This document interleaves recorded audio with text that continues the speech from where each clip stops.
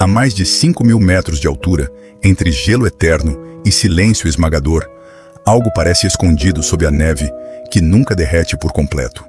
Essa montanha, um estratovulcão adormecido na antiga região de Urartu, não guarda apenas rochas e gelo. Ela guarda uma pergunta que atravessa séculos. E se o relato do dilúvio não for apenas memória, mas eco de um evento que marcou o próprio curso da história? O livro de Gênesis descreve um mundo que havia perdido seus limites.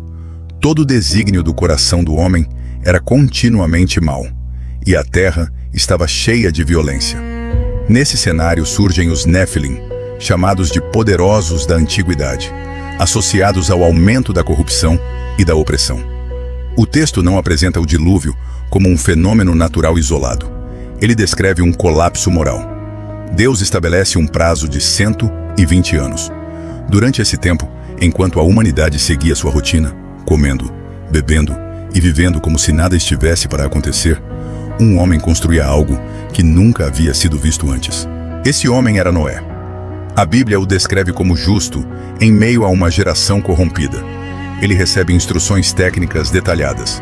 Faze para ti uma arca da madeira de gofer. Farás compartimentos na arca e a betumarás por dentro e por fora.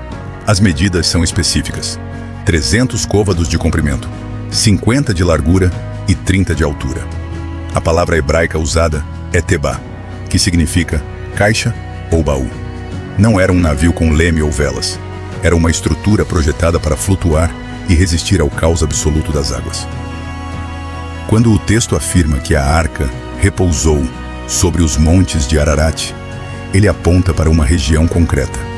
Ararat é a forma hebraica de Urartu, um reino documentado em registros assírios, que dominou aquela área entre os séculos 9 e 6 a.C. O Monte Ararat, conhecido hoje como Ardaã, ergue-se no Planalto Armênio, entre os rios Aras e Murat, próximo às fronteiras modernas da Armênia, Irã e Azerbaijão. Ele possui 2 picos principais: o Grande Ararat, com cerca de 5.137 metros, e o Pequeno Ararat, com 3.896 metros. Trata-se de um estratovulcão adormecido. Sua atividade histórica inclui terremotos e erupções que alteraram a região. O topo é coberto por gelo permanente. Essas camadas se movem e podem soterrar qualquer estrutura antiga. Isso torna as buscas extremamente difíceis. Se restos de madeira existirem ali, podem estar escondidos sob toneladas de gelo em constante deslocamento. A arqueologia na Mesopotâmia também registra eventos catastróficos. Em Ur, Sir Leonard Woolley encontrou uma camada de argila limpa com quase 3 metros de espessura entre níveis de ocupação humana. Algo interrompeu drasticamente a vida naquela região, e muitos classificam o evento como uma inundação regional. Ainda assim, essa descoberta confirma que catástrofes hídricas severas marcaram profundamente aquela civilização. Os paralelos literários reforçam essa memória coletiva. A epopeia de Gilgamesh, o relato de Atrahasis e o Eridu Gênesis preservam versões de um grande dilúvio. Todos eles citam um homem escolhido, uma embarcação construída por instrução divina, animais preservados e repouso da embarcação em região montanhosa. Civilizações distintas registraram a mesma lembrança.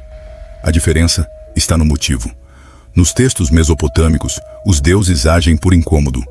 No relato bíblico, o juízo é resposta à corrupção moral e à violência. O sítio de Durupinar, localizado a cerca de 30 quilômetros do Monte Ararat, apresenta uma formação com formato semelhante ao de um barco e dimensões que correspondem aos 300 côvados descritos em Gênesis. Amostras de solo na região foram datadas entre 3.000 e 500 e 5.000 a.C. Geólogos afirmam que a formação pode ser natural, resultado de movimentos tectônicos e fluxo de lama. O debate permanece aberto. O que não se pode negar é que a memória da arca nunca desapareceu daquela região. Relatos medievais de viajantes como Marco Polo e expedições modernas mantiveram viva a convicção de que algo repousa naquela montanha. Amostras de madeira encontradas em altitudes elevadas, ainda que muitas datadas do período bizantino, mostram que peregrinos antigos subiam o Ararat movidos por uma tradição persistente. Geração após geração, a história continuou sendo contada. Quando juntamos geografia, registros históricos, camadas arqueológicas e textos antigos, vemos que o dilúvio não é uma ideia isolada. Ele ecoa em diferentes culturas do Oriente Médio. Mas entre todas as versões preservadas, a Bíblia apresenta o relato mais estruturado, mais detalhado e moralmente coerente. Ela fornece medidas exatas, materiais específicos, localização definida e uma razão clara para o acontecimento. Não é um mito fragmentado. É uma narrativa com propósito. A arca não representa apenas madeira e betume. Representa preservação em meio ao juízo. Representa a graça concedida a um homem que achou graça aos olhos do Senhor. Em meio à violência, houve um caminho de salvação. Em meio ao colapso moral, houve recomeço. Impérios surgiram e desapareceram naquela mesma região. Urartu, Assíria, Babilônia. Montanhas foram abaladas por terremotos. Povos foram conquistados. Ainda assim, a história da arca permaneceu. Talvez a maior evidência não esteja exposta ao mundo no topo de uma montanha congelada. Talvez esteja na persistência dessa memória, atravessando milênios. O dilúvio aponta para algo maior do que destruição ou uma arca no topo de uma montanha. Ele aponta para responsabilidade moral. Aponta para limites que não podem ser ignorados. E aponta para a possibilidade de um novo começo. E diante disso, a pergunta que atravessa o tempo não é onde está a arca.